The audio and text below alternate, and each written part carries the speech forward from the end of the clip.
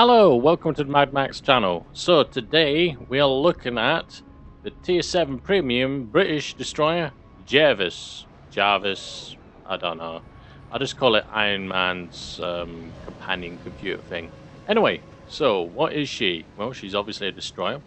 3 dual turrets, 2 sets of 5 torpedo loadouts. Typical British destroyer setup, which is you can either chuck out an earth spread or individual torpedoes. Obviously that's 10 torpedoes, you can widespread out as singlers. It could take a little while getting rid of them all in one go. So weaponry, 1700 HE, 2100 armored piercing damage, obviously repair, 7 smokes, typical British setup, and then hydroacoustic. Long running hydroacoustic, but not as well ranged as the Germans. It's only 3 kilometers all round. Nan, I've got a tier 10 commander in this thing, so my detection is only about 6.3. 6.3 at tier 7 is obviously not the best. These nations which can beat that.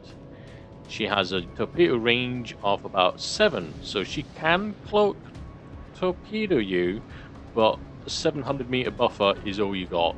That's it. You're not going to get any better than that. So, because of the nature of the position of this thing and its torpedo range, trying to get a really good game in random matches was, well, it sucked a bit. It's probably my luck of trying it on weekends and stuff like that. But anyway, I decided I'll go and use the training room because, well, why not?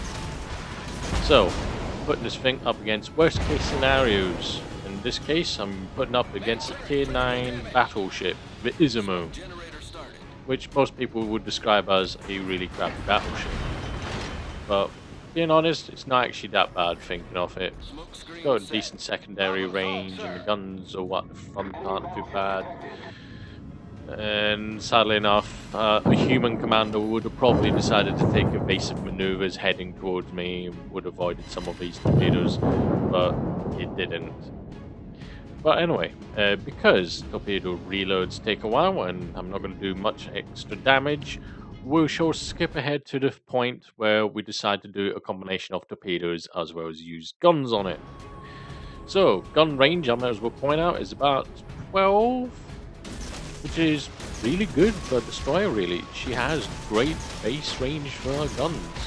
Just to point out, they're only 120 mil, but Wargaming have adjusted the penetration factors of these guns, so you don't need IFHE to be able to hit and penetrate armor all the time.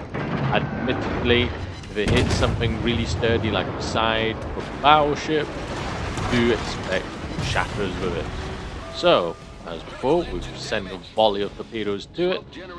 However, this time round, the bot has taken evasive maneuvers. In fact, that entire volley of this set is done squid all. However, we have set a fire, and she still seems to be burning. Good. Let's see how many fires we can get. I mean, fires, not scatters, but you know. Ship itself, you can get through winning directives or from the winning directives? No, from the crates, basically as personalized missions.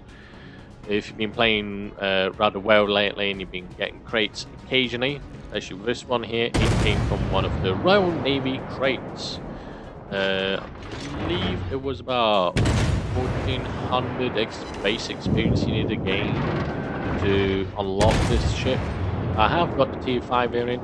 I might do a video on it, but I wouldn't guarantee it. It's a tier 5 destroyer, and it's, well, it's a tier 5 destroyer. There's nothing humongously special about it, if I'm honest. It does, however, look very similar to the tier 8 Cossacks things, but that's where the common things suck me in. So as we can tell here, even so, it's got such a low caliber, she is well capable of setting fires, which, strange enough, will be the doom for the Izumo. Fires, not flooding torpedoes damage, no.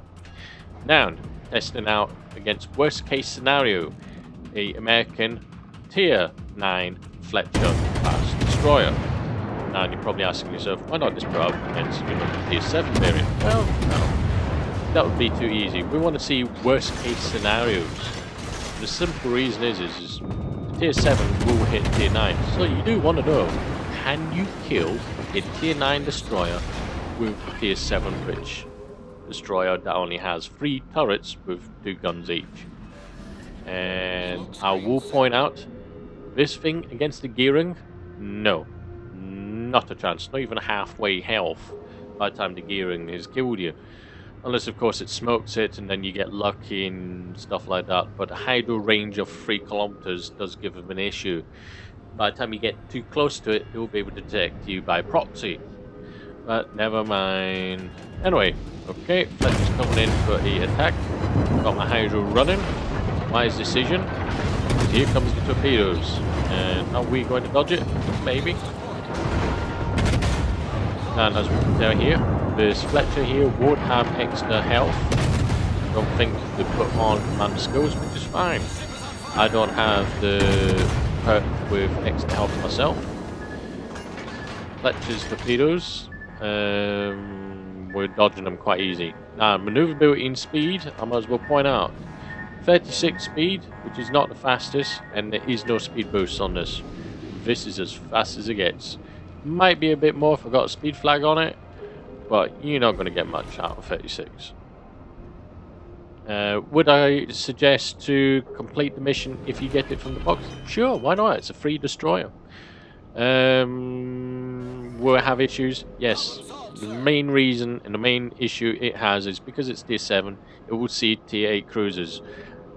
Saying that, it will see tier 7 cruisers with radar, and its torpedo range just doesn't cut it to fire outside of cruiser's range, and it gets raided, and its health is alright, but you know, it can work for some people. But yes, totally worth it to unlock it if you get it for free. Would I pay for it? Maybe. So on that note, I would like to say thank you very much for watching. Do like and subscribe, and I got all sorts of bits coming here and everywhere from time to time. But yep, on that note, cheerio.